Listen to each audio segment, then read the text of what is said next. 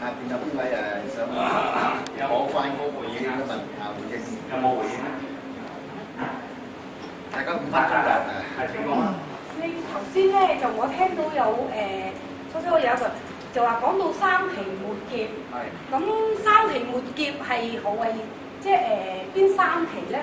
咁同埋三期如果呢個時間係三期末劫嘅話，對我哋人類又有乜嘢嘅影響咧 ？OK， 頭先講咗我哋進入呢個火雲啊，至五味三個會嘛，係嘛？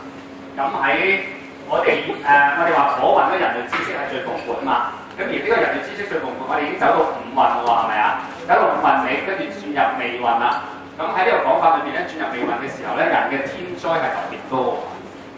我回應師兄嗰個問題咧，我就想補充些少啦。即係呢個亥子丑咧，就係屬於水運。係。水運咧就屬於冰河時期。係。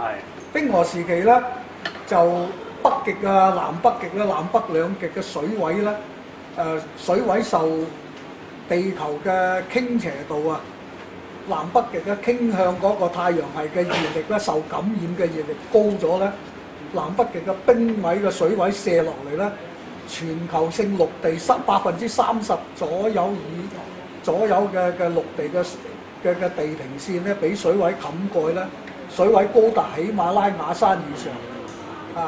喜馬拉嘅山腰嘅泥地咧，中上嘅泥地亦都有曾經水浸上去，有蜆啊，有殼啊，有啲嘢曾經喺嗰度發掘過，呢啲係過往嘅真實嘅事蹟嚟嘅。咁如果冰河時期咧係3600年嗰個運載，咁如果你係寅卯戌咧係木運時期咧，都係屬於3600年。火運時期咧，再加3600年咧，就係7200年。咁第三期咧，再加7200年咧，即係由7200年開始咧，至到10800年咧，第三期咧總共就10800年。10800年咧，重新再行呢個冰河時期咧，又係叫做咧由水運啦。咁咧就係由水運到木運到火運。第三期咧就係呢個金運啦。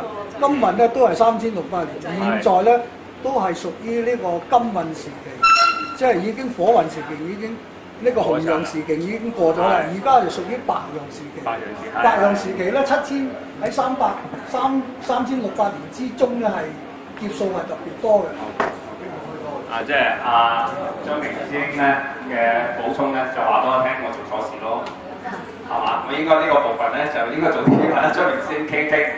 佢補充得好仔細，因為我對啲數字我唔係好敏感啊。咁佢頭先嘅補充咧係講得好清晰，得唔得？咁 anyway 咧，我哋喺呢個火運咧，其實就係即係有機會大家多啲擺下慘啦嚇，上呢個寶訓啦，係咪？咁我哋又唔使驚啦嚇，其他嗰啲就等佢慢慢自己喺度驚下先啦，好唔好？OK， 好，咁我哋今日到此為止。